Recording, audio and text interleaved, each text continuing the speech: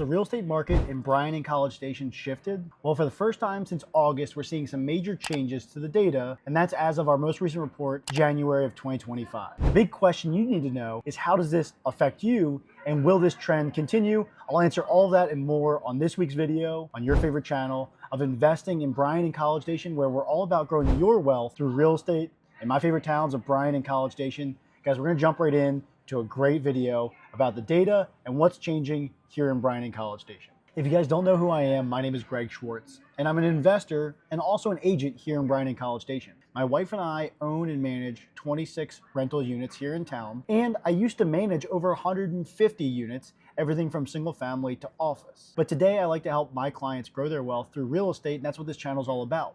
Today we're going to be breaking down the data that we saw in our most recent market update as of January 2025. Let's jump right in. For starters, we have our median home price, which currently sits at $324,900. Now that's interesting because that is up both on a month-over-month basis and a year-over-year basis.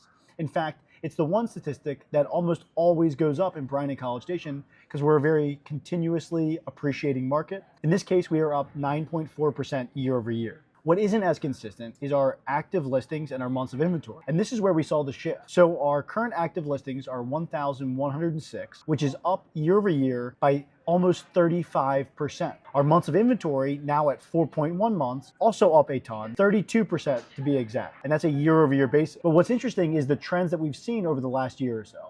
You see, in the first half of 2024, we saw a continuous increase in our active listings and months of inventory.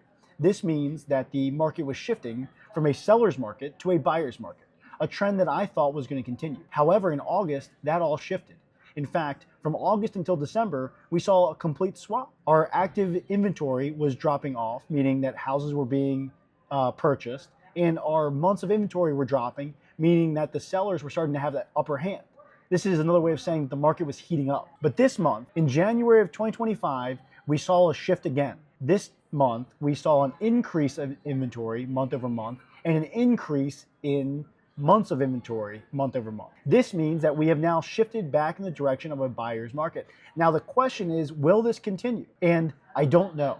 I do know that generally speaking, January is a pretty slow month for real estate. And that could account for the fact that we had an increase of active listings, meaning there are more houses just sitting there because people don't generally buy in the December and January timeframe, so the inventory can build up. But it could mean that the high interest rates and the fact that the interest rates are predicted to stay high has slowed the buyer activity, which could result in a 2025 that's a lot like 2024, meaning that overall we see an increase in inventory and a continual shift, an overarching shift towards a buyer's market. Now, all of this will be to be determined. What my big takeaway is this. If you're looking to sell your house right now, you need to price it right. You do not want your house to get stale, meaning you don't want it to sell on the market for more than the average, which is about 3 months. In general, you really want to sell it in the first 1 to 2 months, and that's where pricing becomes extremely important. And if you're a buyer and investor, you should be happy.